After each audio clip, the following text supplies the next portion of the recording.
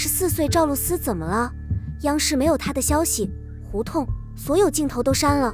没想到赵露思还因为那件事而受到牵连。昨天，也就是2月17日，有网友发现，央视已经没有了赵露思的任何信息，她在胡同中的所有镜头也都被删除了。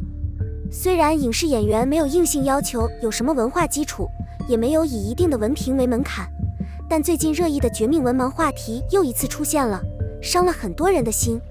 比如1995年出生的小花赵露思，就因为不学历史知识，被网友批评为没教养。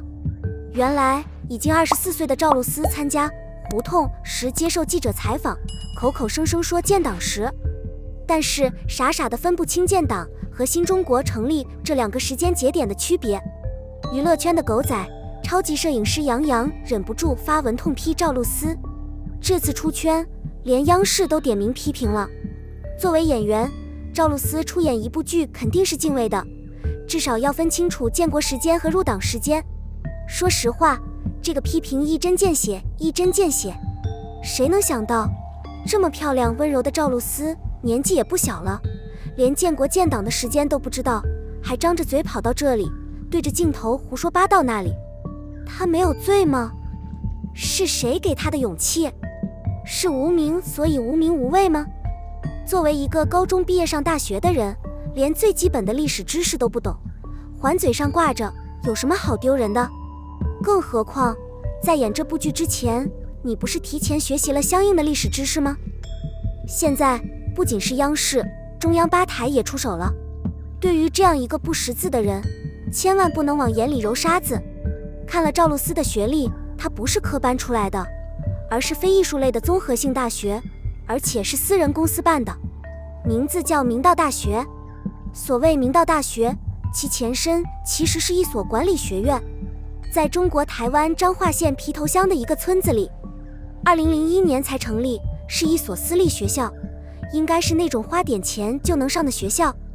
1998年出生的赵露思，论年龄还是很年轻的，但是她的名气却很大，在与她同年出生的女孩中，没有人比她更有名气。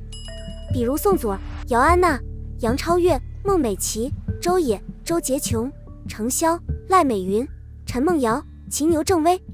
而这一切都是因为去年的电视剧《群星璀璨》，她搭档吴磊，结果瞬间爆红。用一句被网友调侃的话来说，就是出自网剧出身的19线演员，一夜成明星，一线女顶流。似乎除了杨超越之外，从来没有人能火到这种地步。可能是因为人气高的缘故吧。自从她走红以来，没有一天不被黑过。比如台湾被称为外国的时候，真不知道她心里是怎么想的。而且错了就是错了，赶紧改过来是一种态度。没有人是圣人，但她的粉丝却依旧执着，不停地为她打扫卫生。为什么？她是在纵容粉丝这样做，还是自己也是受害者，根本管不了粉丝？尤其是网络上盛传赵露思故意穿着带有侮辱性的牌子在市场上炫耀，拍日本和腐败姿势。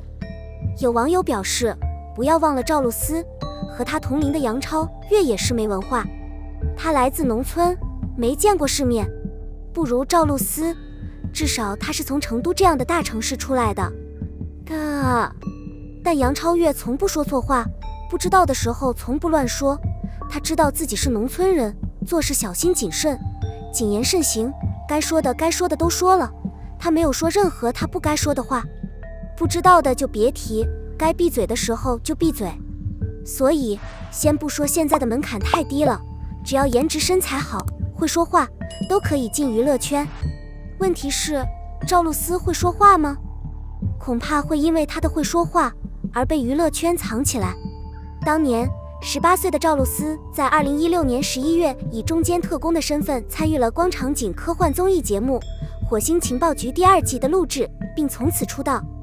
第2年参演奇幻喜剧电影《西游记之净坛使者》和《缝纫机乐队》，尤其是在《缝纫机乐队》中，她跟在性感美女柳岩男友大鹏身后，饰演负责照顾投资老板的小护士。于是爱情美梦来袭，两人开启了浪漫的爱情之旅。之后她跟随关晓彤、宋威龙等主演了古装言情剧《凤求凰》。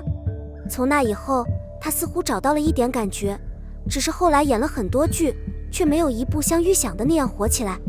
直到去年夏天，一不小心运气好，跟着吴磊组 CP 一起主演了古装家庭剧《群星璀璨，明月出海》，没想到在腾讯视频上一夜爆红。而他也凭借在剧中饰演的程家千金城少长一角，成功获得第18届中美电视节大奖。他的名气达到顶峰，一时风头正劲，没想到因为参演了胡同，说错话了，过去的绯闻不断被扒出来。现在连央视都删掉了他的戏份，估计问题没有平时那么严重了。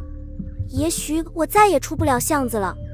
所以这个人不管是大人还是小人，不管是老人还是新人，出来捣乱的时候一定要注意管好自己的嘴巴，惹是生非，少说话，小心点，说话要慢，说话要小心，不该说的一句话不说，不懂就得闭嘴，免得祸从口出。轻则被人笑话，重则人生拐弯，可能再也回不来了。你再漂亮也没用。热巴为侮辱品牌拍大片，自己和工作室都不宣传，账度被质疑。经历过恋爱和怀孕2次风波的90后女星迪丽热巴，近日又遭遇了新的质疑。迪丽热巴最新大片抓脸相关热搜素材，原来是她为某屈辱 Are you 画或品牌拍摄的宣传片。不出所料，这波热搜翻了个底朝天，有网友直接发文嘲讽，认为热巴拍大片都不敢写品牌名，多少有些搞笑。不仅如此，网友们还发现热巴本人和工作室异常沉默，大片曝光还上了热搜话题，品牌方更是发了一条推送，但明星方什么都没说。而最新的微博还在热议 BA 另一个代言广告活动，这个反应有点微妙。要知道，在热巴被宣布为品牌大使的时候，他们是非常高调的。回想起来，正是官宣时的高调宣传给热巴带来了争议。她与品牌达成合作，取代 Baby 成为新一代品牌大使，待遇很好。但很快就有不止一位网友指出，热巴与我们合作的品牌对我们很不友好。这个以 D 字开头的法国品牌，近几年至少翻了2次大车。正式道歉，2没有记下现场照片。另一件事是马面裙事件，很多网友可能会简单地认为这只是一次普通的品牌抄袭。事实上，真实情况要复杂得多，本质是欧美品牌与韩国设计师合作，欺负中国传统文化。他们直接歪曲了马面裙的文化渊源，打压了汉服的概念，对文化进行了窃取和挪用。如果不是保护意识觉醒，马面裙日后会成为韩国设计师专门为品牌打造的特殊廓形裙子。向上，热巴和这样的品牌合作被质疑也是正常的。遗憾的是，合作已经达成，看他的态度，一时半会下不了解约的决心。现在选择低调的方式更为明智。可惜热巴的粉丝并没有意识到自己偶像的良苦用心，反而招来路人对热巴的反感。对于热巴与海外奢侈品牌的合作，他们似乎有一种莫名的自豪感。以前他们吹嘘热巴是国内娱乐圈第一人，现在说热巴的品牌大片都是看低人一等，每分钟都雇佣 Reba。 事实上，热巴在这部大片宣传片中的表现并不算太好。再说这件碎花裙搭配风衣，模特的上身效果很一般，把这种款式套在热巴身上就更不对了，一看就知道不合身。但是品牌并没有做任何调整，尤其是热巴的小腹直接就鼓起来了。热巴被卷入了怀孕风波，上身有这种宽松效果的衣服不是更误导人吗？不出所料，网友们想到了热巴迟迟不否认恋情和怀孕的事情。单身未孕这句话真的很火吧？其实抛开一切争议，热巴的气质并不适合品牌。